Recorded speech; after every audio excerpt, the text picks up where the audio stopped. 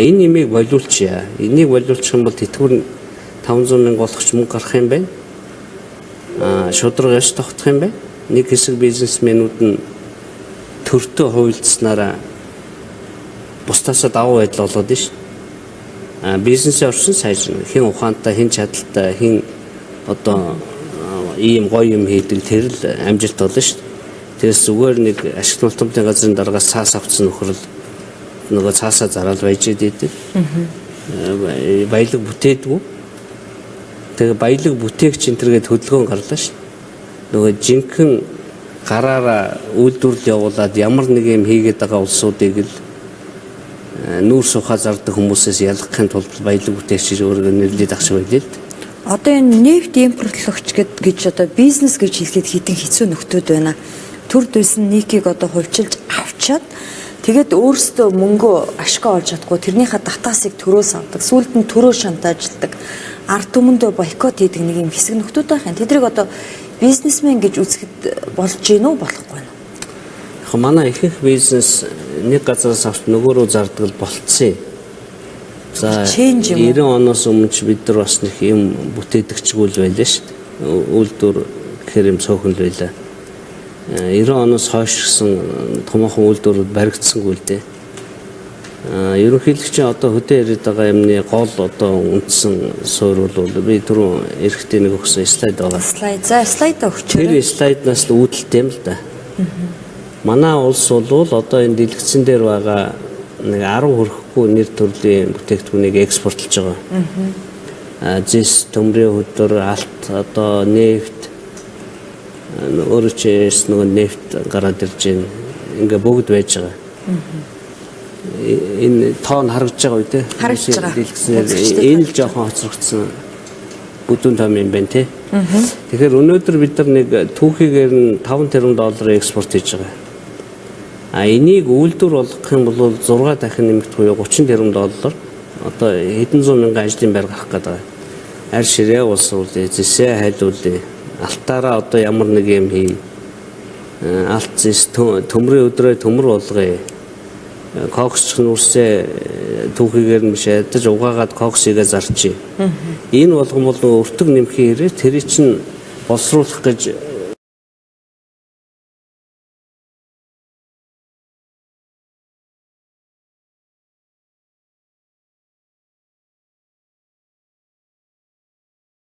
тэр ийм их боломж байна л гэж байгаа. Ерөөсөө заалны гол асууж байгаа юм бид яаж ажлын байртай болох вэ? Манай эдийн засаг 6 дахин нэмэгдэж ижил бүх хүн төртөлтэй ажлын байр үүснэ. Өнөөдрийнх шиг ингээ юу ч хийхгүй түүхээр нь гаргаад байвал ажлын байр гарахгүй ш. Гэхдээ эн чи хэдэн жил гацлаа ингэж яриад. Ерөнхийлөгч сайд байхасаа л ярьж эхэлсэн шүү дээ. Сайд байхаас нь ч өмнө одоо 1921-ээс 90 он хүртэл яг л энэ проблемтайгаа байсан. Одоо ч бид энэ проблемтайгаа. Тэгэхээр бид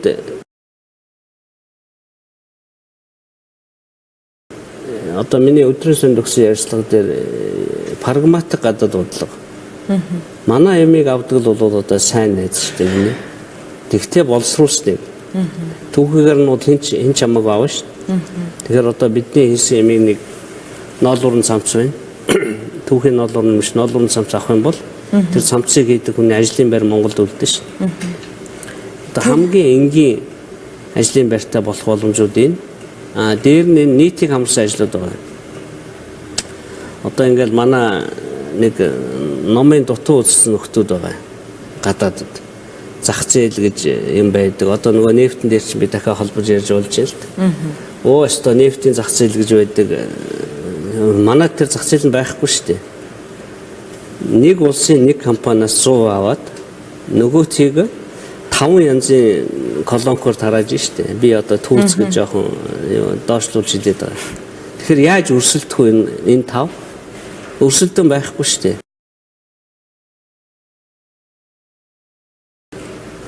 Зах зээл гэдэг бол 5 өөр үйлдвэрлэгч орж ирээд 5 адилхан 5 бүтээгдэхүүн хийгээд хоорондоо үнэ өрсөлдөж хэрэглэгч дундаас нь хожихыг хэлээд байгаа шүү.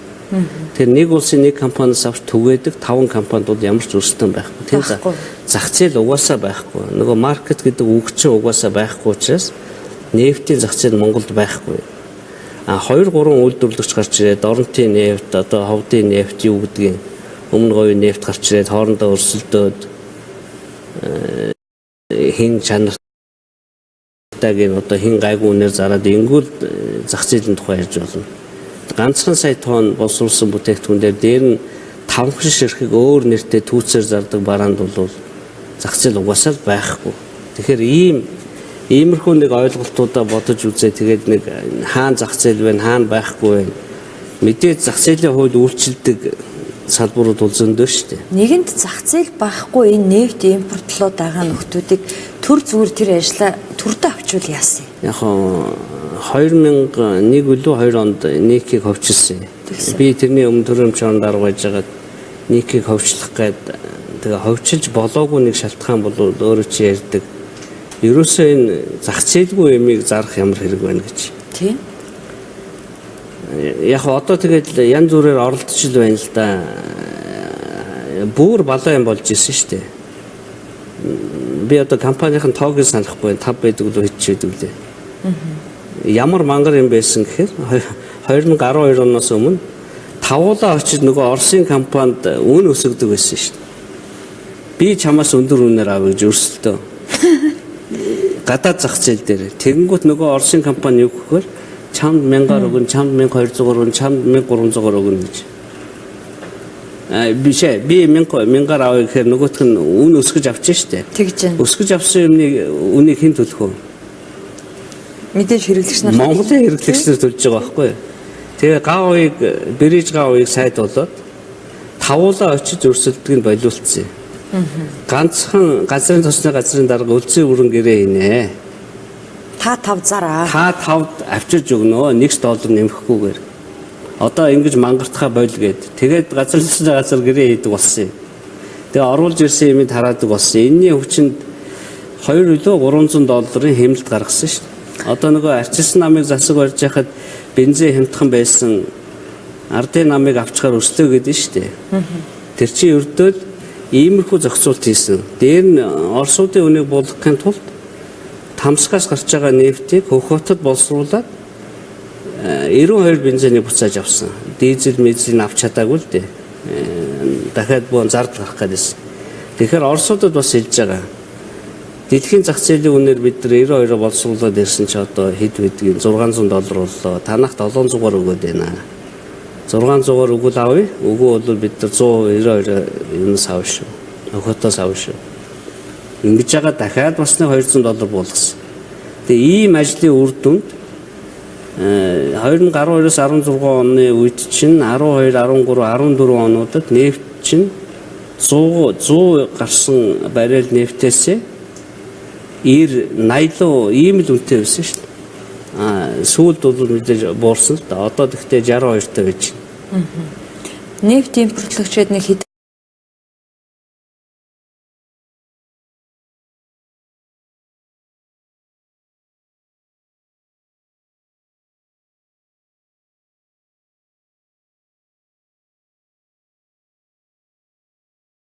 шилжингүүт тэдний гадаад яамны сайд ирээд Джеймс Бекер гадаад яамны сайдаас нь манай гуйсан юм бол манай улсад туслаач нөгөө хамаг үйлдвэрлэсэн юм маань нөгөө СВ орнууд авдаг байсан авах болсон.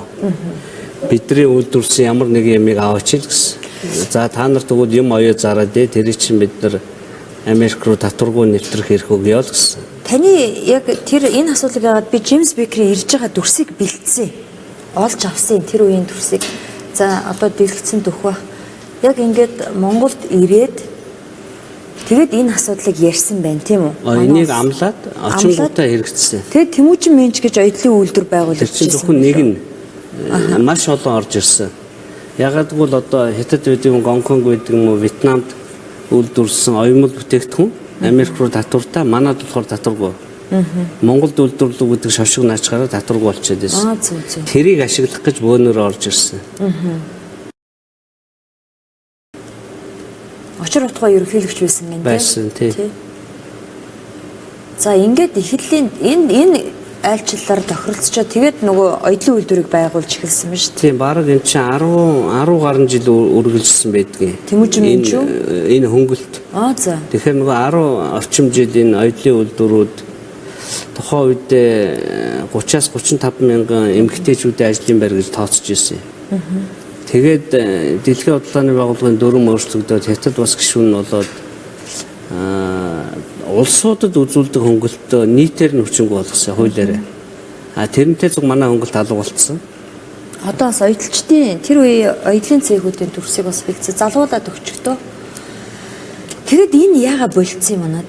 Харин нөгөө Америк өөрөө хуулиа өөрчлөөд дэлхийн бүх улстай адилхан харилцана гэдэг дэлхийн худалдааны байгууллагын зарчмыг хуулиндаа суулгаад тэгээд нөгөө улсуудад өгсөн хөнгөлтөөр бөөнөр алга болсон. Тэрний дараа дахиад улсууд бас зовлонгоо тоочж жагаад хөнгөлтөө олж авсан байна л да. Кампуч, Лаос, Непал, Гаити энэ төр гээд. Тэгэхээр бид тэдэртэй барьцж байгаа. Манад ингээ уул уурхаа хөгжөөд бүгдээрээ сайхан ажлын байртаа болчихгүй байна. Тэнд чинь эрэгтэйчүүд ажилтдаг юм байна. Тэгээ дандаа нөгөө хүнд машин барьдаг юм байна. Эмэгтэйчүүдийнхээ оёдлын байрыг, оёдлын ажлын байрыг нөгөө хуучин өгчээсэн шиг өгөөч. Дээр нь бид нар дэлхийн 1 кг ноолны 50% нь Монголд үйлдвэрлэгдээд байна. Бид энийгээ бол маш сайхан цамц одоо янз бүрийн бүтээгдэхүүн байдаг болсон. Одоо нэг иймэрхүү үйлдвэрүүд орж ирэх нөхцөлийн төр бүрдүүлэх гэдэг л да. Төр өөрөө ямар үйлдвэр агуулах ш. Тэгээд бид ноолуурын цамцаар Америкийг хангая. Танах хүүтэй улсын аваач гэдэг иймэрхүү яриаг Америкийн парламентын 2 танхим think танкууд засгийн газар худалдааны яам гээд ярьж байгаад одоо лоббигоо хийж яваад ирлээ. За манай ноолуурын компаниуд бас лоббийнхаа ажлыг эхлүүлсэн. Энэ бизнес эхлэх юм бол хамгийн түрүүнд хожих улсууд эднэр ш. Тэгээд Америкууд юу гэх юм? Бид бол тусалъя. Хуучин байсан. Тэр хуучин манай татварын хөнгөлтийг шийдэжсэн эмэгтэй 10 жилийн өмнө ажиллаж ирсэн эмэгтэй одоо хүртэл ажиллаа хийгээл байж байна. Би энэ чи хийсэн шүү дээ. Тий одоо та дахиад тусал да одоо бид ингээд манай хоёр хөрш манад үйлдвэрлэсэн уул уурхаагаас өөр юмыг авахгүй байна. Та одоо 3 дахь хөрш танах л авч үз. Яа туслах уу гэж манайхаас самц аваад гэ. Ийм л прагматик ажил хийж яваад ирлээ. Тэгээд манай улсад бол зориулж хууль батлахад бол болох юм байна. Өөр улсуудад батлаад байгаа юм. Батлаад байгаа учраас барьцаал яг адилхан замаар нь л яваад байна. Бас Америк Монгол хоёрын дипломат харилцаа үүснэ 30 жилийн өнгөрсөн жил болсон. Ерөнхийлөгчийн захиа 12 сарын 20-нд явсан. 30 жилийн хүрээнд одоо шинэ жилийн баярын мэнд төргээд тэгээд энэ манай эмэгтэйчүүдийн нэг ноолуурын цавцыг аваатхаа чи гэдэг тийм утгатай. Хэрвээ авбал ямар юу харагдах вэ? Сайн үзүүлэх. Яг ямар хэлбэртэй бүтээгдэхүүн гэдгээс хамаарат багада 12, ихтэй 20% татвартай байгаа. Нөгөө үзүүний оролтууд, цамцуу, битүү юу, товчтой юу гэдэг ингээд их нарийн юм билээ л дээ. Тэр нэг 12%-аас 20% хэмнэлт гарахаар манай энэ юм чи одоо хуучин 100 зарагддаг байсан бол 200 зарагдах байлгүй дээ.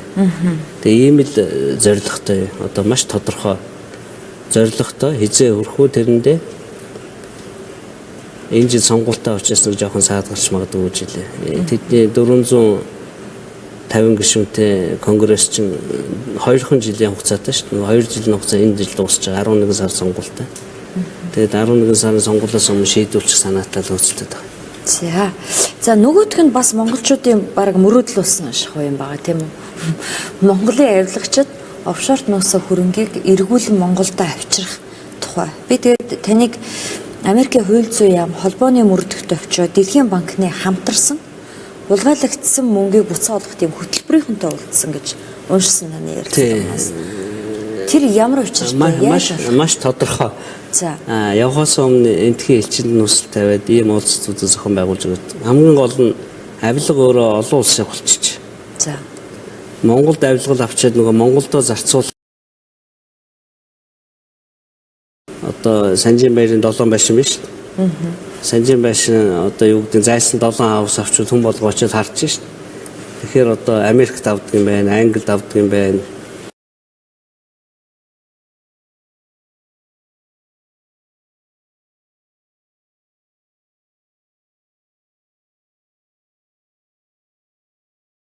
Гаргаад ирлээ л дээ. Тэгсэн. Тэгээ түүнээс хойш манай хуулийн байгууллага ажиллаа хийдэг.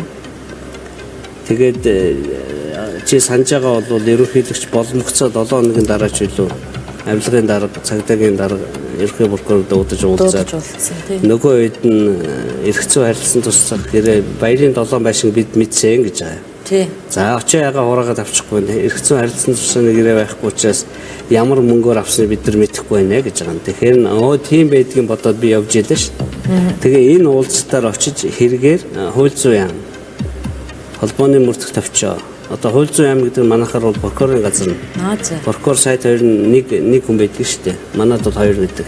Хууль зүйн сайд прокурор хоёр. Тэнд нэг хүн. Ерөнхий прокурор бөгөөд хууль зүйн сайд нөхгүй. Жэвшэшин гэдэг хүн ч өөр. Тэгээд дэлхийн холбооны мөрдөх товчоо гэдэг нь авилгатай тэмцэх газартай адилхан мөрдөн байцаалт явуулдаг газар. За дэлхийн банкнд тулгуурлагдсан хөрөнгийг буцааж өгөх санаачлага буюу хөтөлбөр гэдэг байна. Тэрнэртэй уулзлаа. Дээр нь сангийн яамтай нас уулзлаа. Сангийн яам чинь нөгөө 9 сарын 11-ээс хойш энэ дэлхийн бүх долларын гүйлгээг хянаад хаана террористуудын мөнгөний олдог боломжтой болсон юм байна л да. Тэгэхээр одоо баяр 7 байшаа авлаа гэхэд тэр бол хаанаас шиний мөнгөөр яаж аав нөгөө хөргөнийхөө мөнгөөр авсан уу, давааны мөнгөөр авсан уу бүгд он сар өдөртөө ингээ гараад ирдэг юм.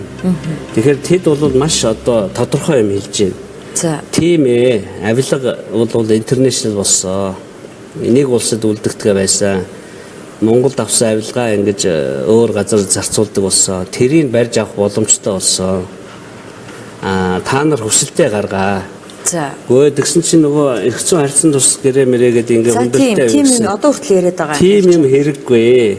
Яагаад гэвэл танаа улс 2011 онд билүү 10 онд нэгдсэн улсны байгууллагын авилгын эсрэг конвенцэд нэгдсэн. UNCAC гэж нэрлэдэг.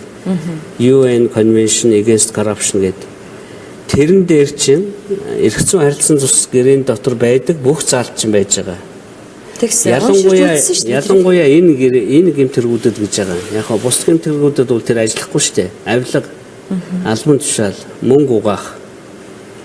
За улс орноос мөнгө хулгай хийгээд одоо яг энэ баярын тохиолдол шиг клептокраси гэдэг ийм үг байна л да. Ерөнхий сайд байж байгаад найзынхын компани баахан байшин бэлгэлцдэг. Энэ бол сонгодог клептокраси. Албан тушаалаа ашиглан хөлж. Манайд бол одоо албан тушаалын гэмтэрэг гэж нэрлэгдэг. Энэ дөрвөн төрлийн гэмтэрэг дээр ямар ч улсад эрх зүйн харилцан тусны гэрээ байх шаардлага болсон гэж байна. Тэгээ манайхан мэдэхгүй байсан чи юу гэж дээ. Одоо ингээд нөгөө авилгатлаараа алдаршаад байгаа өрмийн улс шүү дээ. Авилгалтай тэмцдэг. Тийм, өрмийн бол маш сайн тэмцдэг. Хэдэн зугаар нь шорон тэгээд нуух цөхрөнгийг олж ирээд шүү. Өрмийн Монгол хоёр авь адилхан сургалт авсан бол яах вэ?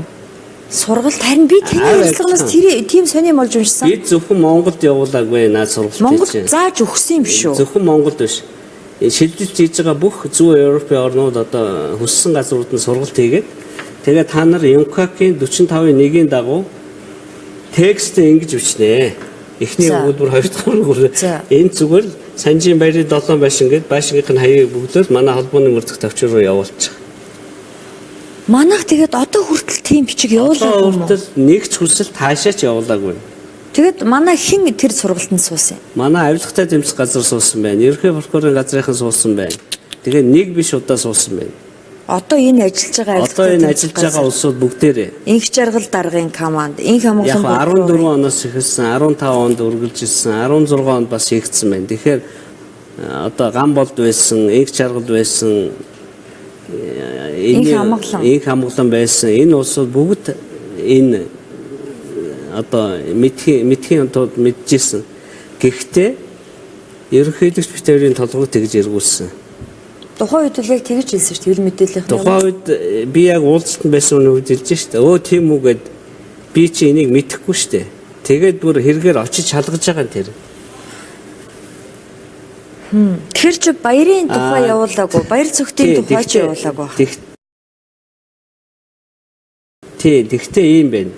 Манай улсад худалдаж авсан компани, манай улсад төвчж авсан хувьцаа энэ бүх юмыг бол бид нэн даруй гаргаж өгнө гэж. За офшор яах вэ гэдэг. Одоо би ингээл нөгөө үнэ чи аврагч юм шиг ярина шүү дээ. Хөлзөө амны газрын дарга, гадаа талцсан газрын дарга, орлогч сайд хүн байлээ л дээ. За офшор яах вэ гэсэн. Офшорд байгаа мөнгө авъя. За офшорыг бол бид мэдэхгүй гэж байна. За. Тэгвэл яг л тэр манай улсын хувь дээр явдаг энэ дэлхийн хаасаагүй. Гэхдээ офшор руу орох гарахтаа бидэрт баригддаг юм аа л гэж байна. Нөгөө мөнгө чинь офшортой байгаад ээж чаддгүй юм байна л да. Тэсгээ болоод Америкт байшаа аваад бирж руугаар шовцоо аваад офшор руу орохдоо бас нэг хууль ёсны бизнесийн дагуу одоо юу гэдэг юм хятад руу гарсан нүүрсний мөнгө чинь Хятадын банкнаас офшор руу орох нь шүү дээ. Ерөөсөө энэ офшор гэдэг юм чинь сонгуулийн үеэр яаж ихэлсэн гэхээр ерөнхийлөгчдөө Атоозын гэрээ байгуулад 17 тэрбум доллар гэж явсан шүү дээ. Тэгсэн. Ерөнхийлөгч тэр үед бол 17 тэрбум байна уу, 1 тэрбум байна уу мэдэхгүй шүү дээ. За ямар ч байсан би сонгогдоод ажиллаад энэ учрыг олно гэж гар үсэг зурсан. Одоо үндэсний аюулгүй байдлын зөвлөлийн ажлын албаар ерөнхийлөгчнийг ажил хийх гэж байгаа. Ерөөсөө энэ сүүлийн 90 оноос хойш Монголын ямар баялаг гарчаад ямар мөнгө ороод ирсэн энийг нэг олоодох жилүүрээр нь бүтээгдэхүүн болгоно. За. Тэгэхээр нөгөө офшорт байгаа мөнгөний хэмжээ чинь тунаад гарна шүү дээ. Тухайн өдрийн зах зээлийн ханшаар нь бодоод одоо би нэг 5 тэрбум доллар экспорт гэдэг шүү дээ. Хэлийн мэдээтэй тулгаад, гайны мэдээгээ тулгаад, Хятадын мэдээтэй тулгаад, Оросын мэдээтэй тулгаад ингээд зөрөөг нь гаргаад ирнэ. Тэгэхээр тэр мөнгө чинь офшорт амьдарч байна. Гэхдээ офшор руу орохын тулд хууль ёсны банкаас дамжина. Дараа нь офшороосоо гарахын тулд дахиад хууль ёсны банкаар дамжина шүү дээ. Тэр нь бүртгэгддэг байх нь. Тэр нь бүртгэгддэг юм байна. Тэгэхээр энэ дэлхий дээр энэ авилга аваад, нуугдаад, Америкт байшаа аваад сайхан амьдрна гэдэг ойлголт бол алга болцсон юм байна. Одоо энэ зураг төрчихж байгаа манай гинэн авилгачид одоо гинэн улсууд байхгүй юу? 7-7 байшаа авч идэг одоо ямар ухаантай хүн тийм юм бэ? Гинэн л юу вэ л дээ. Тийм тэгээ давааны бэлгэлсэн гэж хэлээ л. Давааны мас нь дахиад хаанаас мөнгө авсан гэдэг бүгдийг нь олчиж байгаа шүү дээ. Тэгэхээр бол явах газаргүй болжээ. Манай одоо авилгач. Манай улсын хүндэт авилгачтай явах газаргүй болсон. Манай хуулийн байгууллагууд энэ тал дээр ажиллахгүй байгаа. Ерөнхийлөгч бол маш шөмжлөлтэй байгаа. Тэгээд эдрийг яагаад сольж байна? Ажлаа хий чадахгүй бол ажлаа өгөө гэж. За авилгатай тэмцэх газрыг хэн томилдог? Ерөнхийлөгч томилдог гэж. Ерөнхийлөгч томилдог гэж бодож байна. Тэгж байна. Улсын их хурл томилдог. За ерөнхийлөгч санал болгодог баг. Ерөнхийлөгч нэрийн санал болгоно, улсын их хурл томилж болно, томилохгүй байж болно. Тэгээ одоо ерөнхийлөгч санал болгоё. За. Тэгэхээр нөгөө хүн чинь ажиллаа хийгээд шүү дээ. Их жаргалыг чи энэ Мия гомбо их хурл томилчлаа шүү дээ.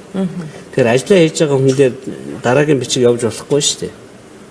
Ажлаа хийхгүй шүү дээ наад хүн чинь. Одоо олон том хийхгүй байх гэж харж байна. Өөрөө бол хийж ийн гэж бодож шүү дээ. Тэгэхээр ерөнхийлөгч бол хуулийнханд бол маш тодорхой мессеж өгсөн. За ерөнхий прокурорыг ерөнхийлөгч томилдгоо хоёр орлогчийн хамт. Ахаад их хурл дундуур нь орж байгаа. Гэхдээ би бол энэ зовлон тоочих гэж ирээгүй. Ерөнхийлөгч маш ойлгомжтой үүрэг өгсөн байгаа. Та нарын ажилд Монголын олон том үнэлгээ өгч байна. Би өдөр болгон нэг аймагтай нэг дүүрэгтэй уулзж байна. Энэ авилгатай тэмцэх газар ажиллаа хийхгүй байна. Манай аймагт ингэж авилга гарсан. Тэр офшорчид дэлхийн нийтийн хэвлэл мэдээллийн олж илрүүлээд байдаг. Мөнгөний яга оруулж ирэхгүй байгаа. Одоо яг л нөгөө сонгодог баярын 7 байшингийн мөнгө яасан бэ гэдэг асуултанд хариулж чадахгүй ш. Тэгээ энийг хийхгүй бол одоо зайлаараа хэлсэн байна. Одоо энэ чуулган эхлэхээр одоо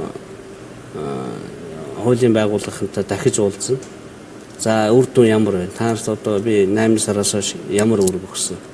Юу хийж та нарын хэдэн байшингийн мөнгө олж ирсэн гэхэд ийм л юм дахиад ярина ш.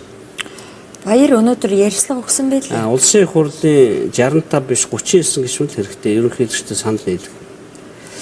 Transparency International гэдэг байгууллага байгаа. Жил болгон улс орнуудын авилгын индексийг гаргадаг. Манай улс 15 онтой харьцуулахад 31 байраар хурцаад байна. За энийг одоо гадаадын байгууллага манад ямар байх вэ гэж бодъё. Гэтэл уулзалт болгон дээр иргэдийн амнаас гарч байгаа одоо хамгийн их давтамж байгаа асуудал бол офшорын мөнгийг олж ирээ. Энэ авилгачдынхаа хөрөнгийг хураа. Эннээс болоод одоо бид ядуу амьдраад байна. Одоо хуулийн байгууллага энэ талаар ажиллана. Ажиллахгүй бол чаддаг хүний тавина. Ажиллахгүй л байна л да. Шүүгч нар байна. Хуулийн байгууллагч нөгөө системээр нь шүү дээ. Тий. Нямбатар 7 хоногийн өмнө. Тэгсэн. 2 хоногийн өмнө. 7 хоногийн өмнө цэнзүргүй ярианд орсон. 7 хоногийн өмнө яг 7 хоногийн өмнө нэгт өдөр орлоо. Тэгсэн. 2 дахь өглөө ерөнхийлөгч дуудаад Нямбатар урд чинь ингэж ярьлаа. Шүүгчдэр авилга авдаг баахан олон сая доллартай гинэ. 5 сая доллартай. Шүүгчдэрийн хөрөнгө орлогын мэдүүлгийг ил болгоо. Би тэр дорн лүнднөр дарга руу яриад ил болгоо гэсэн. Тэгээд маргааш нь ил болсон. Тэгээд олон нийт хин гэдэг шүүгч ямар хөрөнгөтэйг мэдэж авч байгаа. Авилгатай тэмцэх хуулийн 14.2 гэ заалт байгаа. Би тэр хуулийг гаргахад гишүүн байсан. 2006 онд гарсан шиг санаж байна. Бүх хүний хоомыг ил болгоно гэдэг концепттай хууль байхгүй юу? Тэгвэл хэвлэл дээр 250 хүнийхийг хэвлэнэ. Төрийн мэдээлэл дээр. Тэр нөгөө их хурлын 76 гишүүн сайд май төрийн нарийн гэдэг. Тэгэхээр нөгөө хэвлэгддэггүй улсууд чинь хэвлэгддэггүйгээ ашиглаад нууцлаг байдалтай яваад исэн юм байна. Хэдийгээр 14.2-оор ил боловч хүн шаардахаар өгнө гэдэг хуультай юм. Тэгэхээр Энхболд гэдэг хүн, Батулга гэдэг хүн шүүхийн ерөнхий зөвлөлийг шаардж байгаад гаргуулчлаа шүү дээ. Гарга гэж байгаад. Одоо прокурорынхыг гаргана, цагдаагийнхыг гаргана. Тэгээ ерөөсөө энэ ард түмнээс санал авч сонгогддог мөртлөө насаараа ажил хийдэг. Насаараа ажилладаг цагдаа, насаараа ажилладаг прокурор, насаараа ажилладаг шүүгч нар дээр хөрөнгийн ил болохгүй бол ямар авилга аваад юу хийж байгааг нь мэдэх боломжгүй болчиход байгаа. Нямбатрын тэр аргумент бол зөв. Би бол тэрийг дэмжсэн, ерөнхийлөгчсөн. Яагаад авилгын эсрэг хуулиар ил байх ёстой юм ингээ нууцлаад байгаа гарга гэдэг. Одоо тэгээ бусд нь араас нь дагалдаал гарна шүү дээ. Сая шүүгч нарын цалин ил болсон чинь бүр гайхамшигтай юм боллоо чи. Тэр бүм төвөрхтэй шүүгч байна. Тэр бүм төвөрхтөө зөвхөн өөрийнхөө цалингаар тэр бүм төвөрхтөө болсон ямар ч боломжгүй шүү дээ. Цалин нь ер нь хэд байд юм бэ? 3 сая орчим байд. 3 сая орчим шинэ шүүгчүүд арай бага, хуучин шүүгчүүд арай их л байх л та. Чи тансаг зэрэглэлийн байр 6 долоотой биш үү шүүгч хүн. Чи зүгээр бодол та 3 сарын цалин 12 сар ав. Жилийн 36. Яаж ч тэр бүм төвөрхтэй. За 10 жилдээ цалингаасаа нэг ч төгрөг хэрэглэхгүй бүгдийг хадгаламж хийлээхэд 360 сая. Ерөөсөө юу ч идэхгүй уухгүй машин болоход хэцүү байна те. Боломжгүй байхгүй юу. За ар гэр нь бизнестэй байж болно. Энэ нэг ар гэрийг мэдүүлдэг хүүхдүүдэд мэдүүлдэг, аав ээжээ мэдүүлдэг болцсон шүү дээ. Тэгэхээр тийм байж болно. Гэхдээ тэр болгоныг шалгах хэрэгтэй. Сая би нэг фэйсбુક дээр юм бичсэн маш их сонирхоод илээ. Англи шинэ хууль гарчээ нөгөө гудамжаар явж байгаа Английн цагдаа энэ ямар үнэтэй эзэн хийн гэж асуугаад 100 сая доллар машин эзэн хаав вэ? Чи наад 100 сая хаанаас авсан тайлбарлахгүй бол хураачдаг болсон юм. Шууд. Тэр ийм хууль манайд бас байгаа шүү дээ. Ийм хууль гаргах гэсэн гээд фэйсбુક дээр бичээд байлээ. Байд юм уу манайд? Манай эрүүгийн хуулийн 22.10 гэ залт байна. Хууль усаар хөрөнгөч. Хууль усаар хөрөнгөцсөнийг мэдсэн бол улсын орлого болгоно. Дээр нь 3 жилийн ял өгнө. Нөгөө хэмжих нэгжээр 14 дахин урж 14 мянган хэмжих нэгжээр тооцооны нэгжээр торгоно. За хүндрүүлсэн үйлдэл нь болохоор 28 нэгжээр торгоно гэд байж байгаа. Шүүгч нар бол хүмүүсийн зэвүүцлийг маш их хүргэж байна. За прокурор ил болсон юм байна. Шүүгч бол ийм шүү дээ. Шүүхийн реформ манай их хурлын үед цалин нэмсэр чинь манай их хурлын үед тэгсэн баг. Тэр үед тухайн ерөнхийлөгч хэлбэл орж за шүүгч нараад шудраг болгоотой. Авилга авдаггүй болгоё. Авилга авдаггүй болгохын тулд хамгийн сайн цалин өгөө гэсэн. Тэр үед эмч багш нартай өгч чаддгүй одоо хамгийн өндөр цалин буруу харан уйлж зөв харж инээж байгаа л өглөө шүү дээ. Тэгээд одоо энэ хэдий чинь шудраг ажиллах юм бодсон. За хомоос нь харах юм бол Нямбатрын ярьж байгаа тэр 50,000 100,000 200,000 гэлөө шат болгондоо. Тий, шатлалтай. тэр нь үндсэлтэй байж болохоор харагдаж байна. Гэхдээ би энийг шийдэхгүй. 22-ын 10-ын дагуу АТГ мөрдөн байцаалт явуулж нөгөө онцгой их хэмжээний хөрөнгөтэй шүүгчнийг дуудаж асуух хэрэгтэй. Нямбатар гишүүн нэг ноцтой юм ярьсан. Одоо чинь дансандаа сая доллартай 5 настай хүүхдийн дансанд 500 сая төгрөгтэй шүүгч байсан юм байна л да. Одоо ажиллаа өгсөн. Тэр хүнийг одоо буцаа шалгах тийм боломж байдаг болов уу? Ажлаа өгсөн үү өгөөг нь хамаагүй шүү дээ. Эргүү хуулийн 22-ын 10 үндэслэгүүгээр баяжих бол баяжих хөрөнгөч гэдэг үгтэй. Тэр хүний ямар ажил хийж байгаас үл хамааран шүүгч байх үедээ нөлөөгөө ашиглаж мөнгөтэй улсын үлдээл хураагдах хэрэгтэй. Дээр нь хураагдгаа зогсохгүй торгуулна, шоронд суuna. Нямбатар гишүүн бас энэ ажлаа хийхгүй байгаа учраас нөгөө иргэдийн авилгатай тэмцэх газрынхаа даргыг солиоч наа чи ажил хийхгүй штэ гэдэг шаардлагатай зүй ёсоор гарч ирээд байгаа нь тэр байхгүй.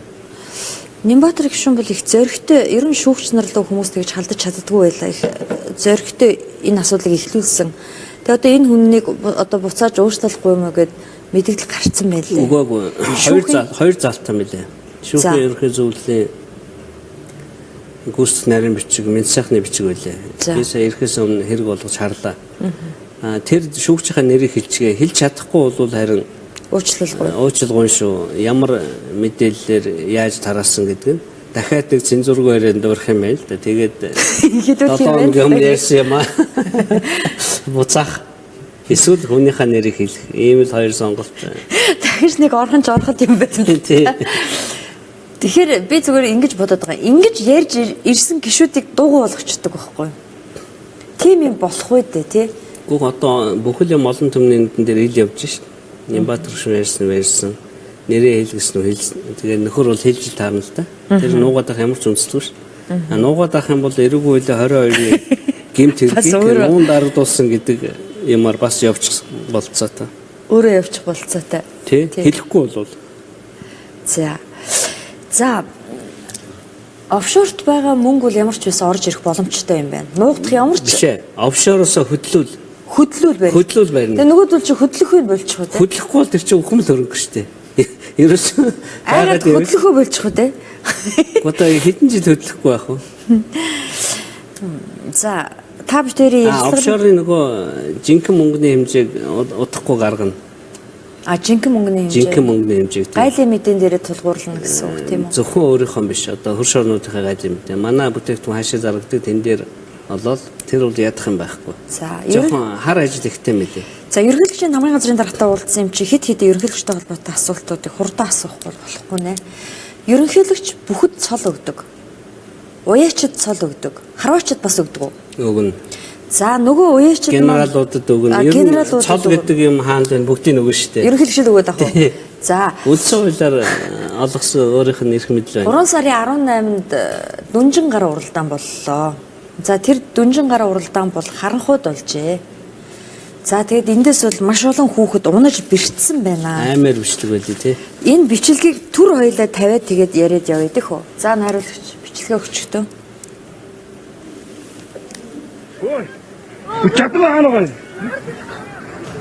Шараа! Та харанхуйд уралдахаар хэн төрөөс нь яаж мэдэх Шараа! Нэг нь төрүүлсэн л багт. Чатмаа!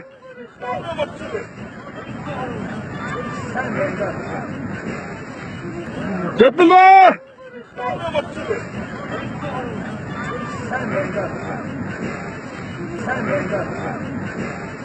이슈 아니다.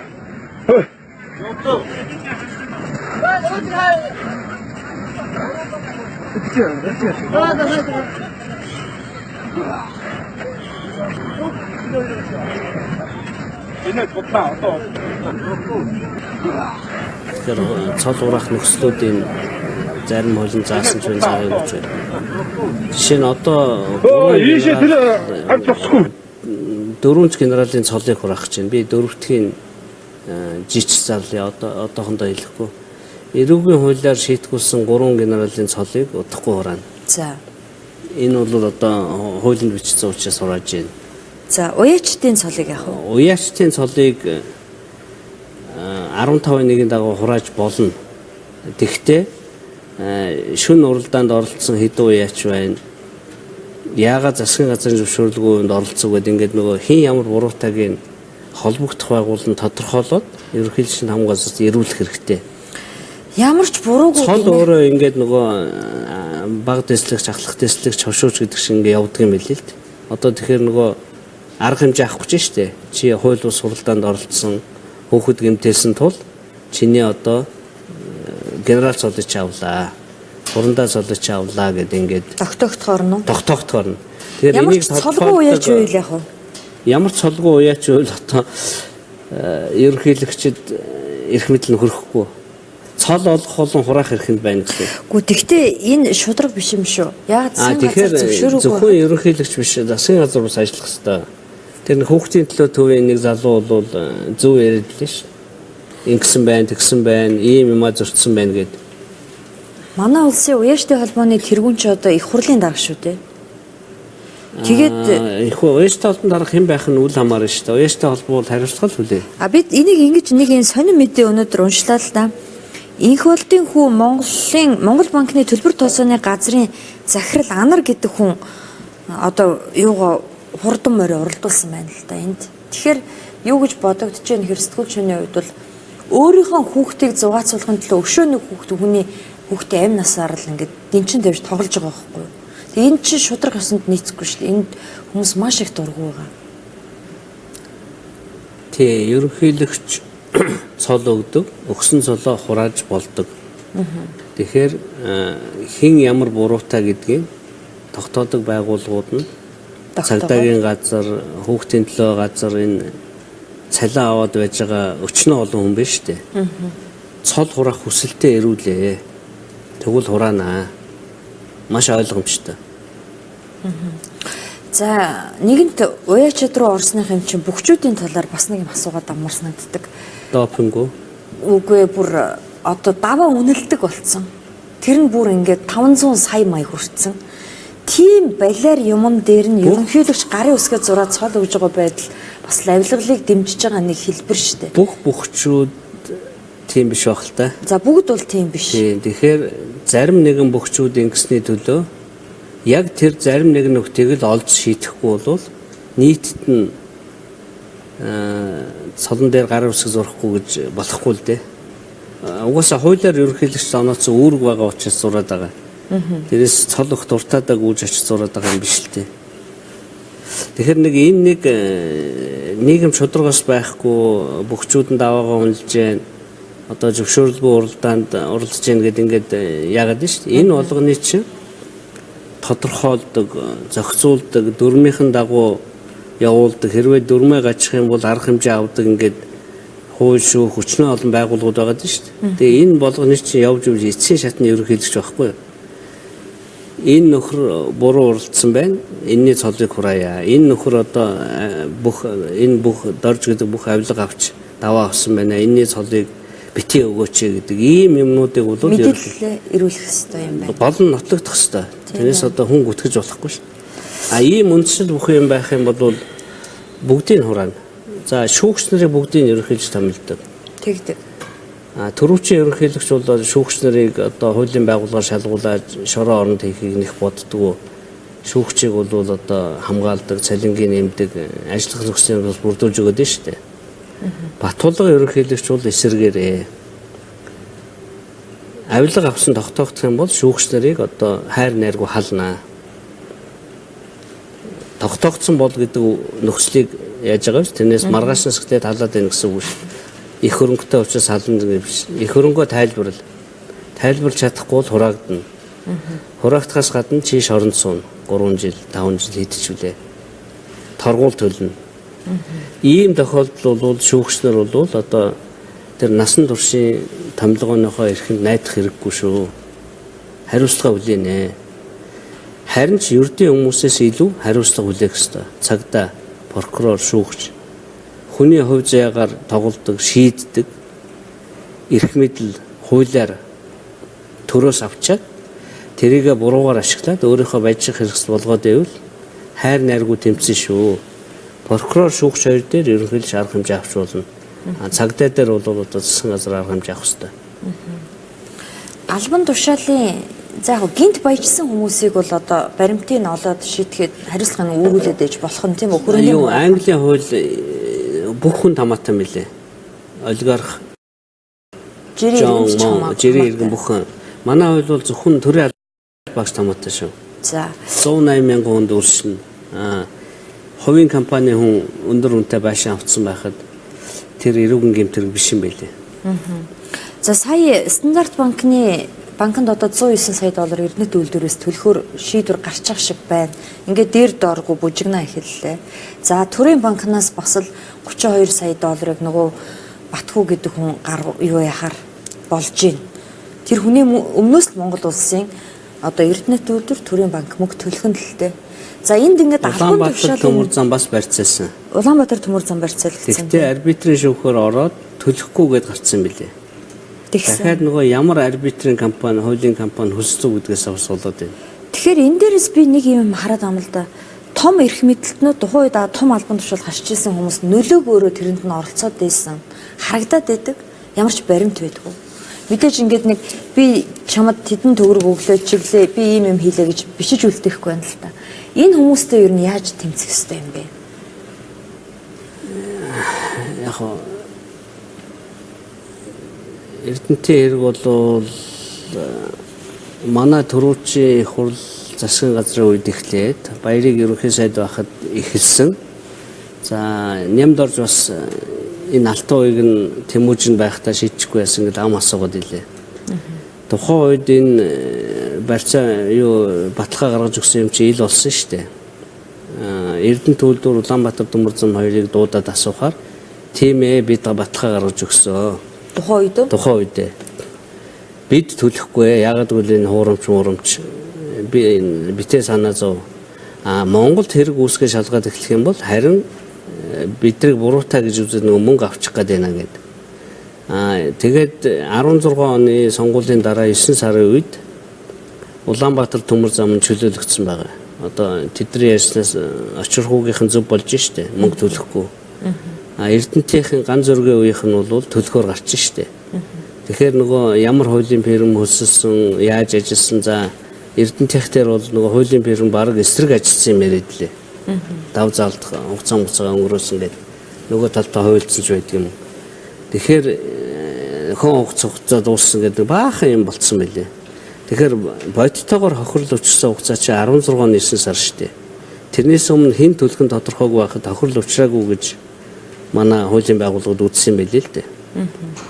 Эрдэнэт төлөх юм уу, стандарт мөнгө төлөх юм уу, хохирох юм уу гэдгийг шийдээг байлаа ш. Тэгэхээр иймэрхүү юмнуудаас болоод нөгөө жилмэл алдсан юм бол байгаа. Хэний үед хэн ямар ажил хариуцж явахдаа ямар алдаа гаргасан тэр болгоны шүүх тогтооно. Тэрээс одоо баярын гар үсэг байхгүй өдөр чөлөөлөгдөхгүй ш. Баяр нь Батхүүгийн найз, би найзтай бизнес олж өгдөг байсан гэдээ баахан ярьсан билээ ш. Хэрвээ баяр хэлээгүй бол ганц зөрөг Батхүү тийм концентрат өгч юм уу, баталгаа гаргах юм уу юм өгөхгүй шүү дээ. Тэр үйлдвэрийн захирал чинь тэнэг хүнд биш юм чинь Батхүү нь дампуураад алга болчихвол мөнгөний төлжил таарна шүү.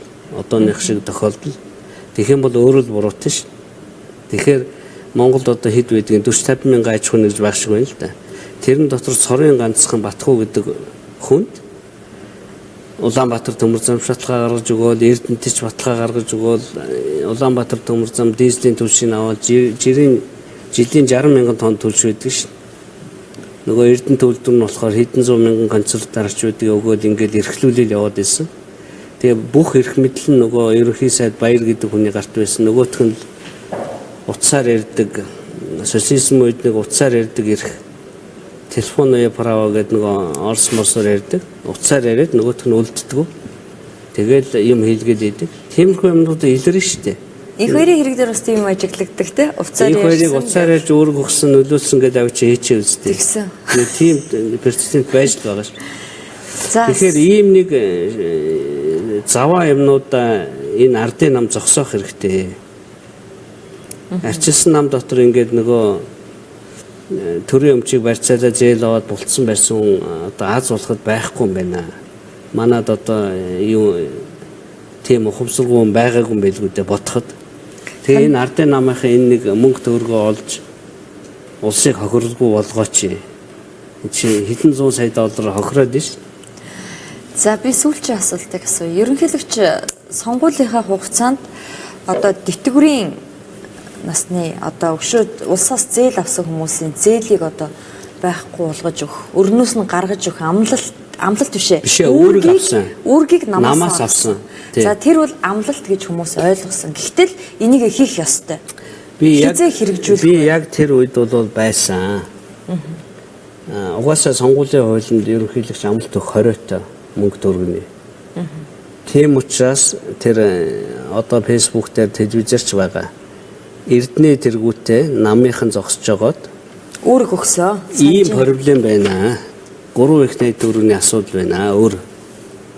Энийг шийдэх талаар ажиллаарай гэж ийм цаас өгч байгаа. Тэрнээс ерөнхийлөгч би өргөө болгоно гэж амласан юм хаанч сонгуулийн мөрөөдлөрч байхгүй угаасаа байж болохчгүй. Ерөнхийлөгч бол энэний төлөө ажиллаж байгаа үүргийнхаа дагуу. Өөрийн нэр дэвшүүлсэн нам. Тэр тэргүү монголчуудын асуудал болцсон. Одоо улс тулган дээр үр ширний асуудал яригдж шв. Тэр энийг төлөх цорын ганц их өсвөр л байгаа. Нөгөө 30 гэрүүлийн идж байгаа байгалийн баялагийг төрийн өмч болгоо. Төрийн өмчөөс олох үндсэн хуулийн 6-гийн 1 заасан орлогоороо энэ байтугай зээлийг төлнө.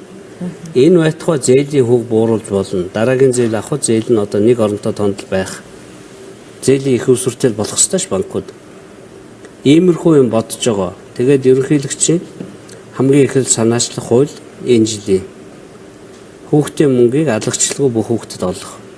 Засгийн газар гүрийгээд ийсэн нэг 80% өгөхөөр зөвшөөрч явах шиг байна. Тэгээ 80 өгч байгаа бол 100 өгөөл гэж байгаа. Тэтгэврийн насыг өсгөхснийг болиулсан шүү дээ. Бас л нөгөө уулзтуудын үр дүнд. Хүн амын орлого шаталтай байсныг болиулсан. Тэгэхээр ард түмэн ямар хүчтэйгээ ерөнхийлөгчтэй уулзалтын явцад яригдсан зүйл нь эрх баригч нам хүлээж аваад ажил болгоод ш. Сайндаа биш. Тим их хүч, ард түмний хүч ерөнхийлөгчтэй нийлж эрх баригч намыг хүмүүжүүлж ш. Та нар бол эрхээ аваад 16 онд эрхээ аваад мангар юм хийсэн. Яахаараа тэтгэврийн насыг өсгөдөг юм бэ? 60-таа гарна, 55-таа гарна гэдэг хүн ингээд хамтын тэтгэврийг байхгүй болгосон. Ажлаа төлөвлөө явж хахад за хамтын тэтгэврч одоо дүүрч дараа арчсан намзаас эрхээ авахаараа тэгэл сэргээл үз. Тэтгэврийн нас бол амар аюултай ш. Ойрын хэдэн жилдээ оролдохгүй байх нь зүйтэй. Хүн амын орлого шатлалгүй байсныг шаталтаа болгоод нөгөө их цалинтай хүн их төлдөг болсон. Тэрнээсээ буцсан тий. Буцсан. Тэгэхээр энэ буцдаг юм чинь ерөнхийлөгч одоо ингэж шүүмжлээд байгаа. Ерөнхийлөгч ингээл аймаг дүүрэх хэсэл яваад байгаа ямар үр дүн байгаа юм гэж. Гэхдээ тэгэл үр дүнгээ бодолтой. Хүүхдийн мөнгө өргөн барих гэж байна. Тэтгэврийн реформ хийх гэж байна. Тэтгэврийн насыг болиуллаа. Яг нь нөхцөл мөхцөлтөө жоохон хүндрэлтэй юм байл л. Гэх мэтэр ажил бол явж байгаа. Одоо хамгийн их хосруудад байгаа ажил бол энэ офшор шударгаас хуулийн байгууллагыг хуулиар биелүүлдэг болгох. Энэний эхний шат нь энэ хуулийнхаа ер нь яаж амьдраад байна. Дансандаа сая доллартай үнэ юм уу худлаа юм уу гаргачих. Тэнд мэдүүлээгүй байх юм бол нөгөө хууль ус баяжсанс эрэггүй хуулийн 22-ын 10-ын дагуу дахиад шийдэх нь ш.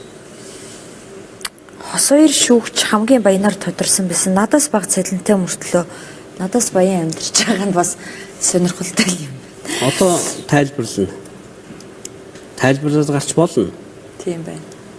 Одоо тэгэхээр тийм ашигтай бизнестэй ч гэж болно. Тэрийг бол үгүйсэхгүй. Тэгтээ нэг л өдөр би ийм бизнестэй гэдээ ирэхгүй шүү дээ. Тэр бизнес чи 10 жил 20 жил болгон татвар төлсөн байгаа. Нөгөөх нь архивт байгаа.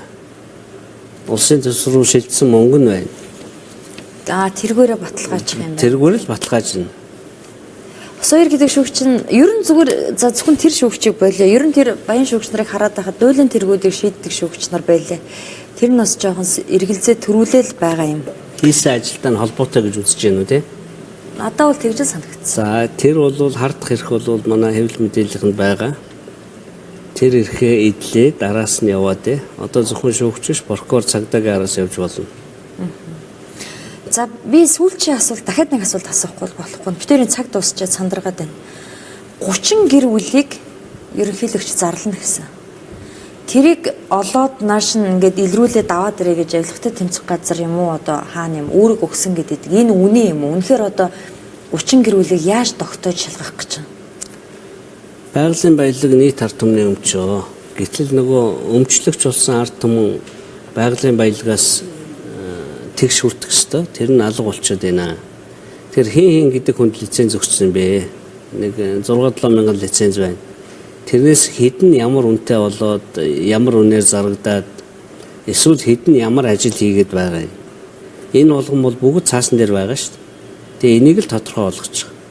Лицензээр хамгийн их баяжсан хүмүүс нь хаа байна? Лиценз болгон адилхан биш шүү дээ. Лиценз авсан хүмүүс 10 сая тонны нүүрсний орд байна. 10 тэрбум тонны нүүрсний орд байна. Энэ бол харьцангуй л дээ. За баярлалаа. Бидний ярилцлагын цаг дууссан. Танд амжилт хүсье. Үзэгчдэд баярлалаа. Баярлалаа үзэгчдээ. Цензургүй яриа нэвтрүүлгийн энэ удаагийн дугаар үгээр өндөрлөж байна. Эх 7 хоногийн даваа гарагийн 21 цаг хүртэл баяр таа.